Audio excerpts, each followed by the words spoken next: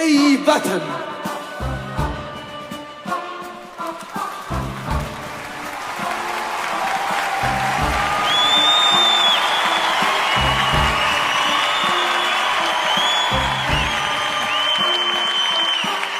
ای وطن نامت شکوه‌آمیز و بالا است تو جنگ جویانت شهنشاهان و مردان بزرگ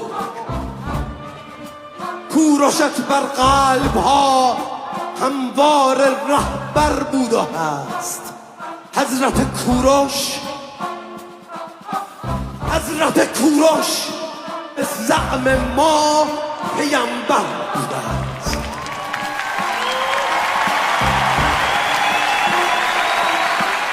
اولین منشور مکتوب بشر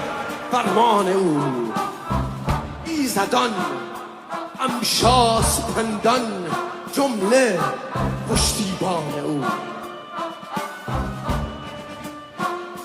رخش و شبدیزت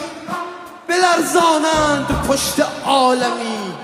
کاوه و گیو و فریدون هر یکی خود رستمی باد تا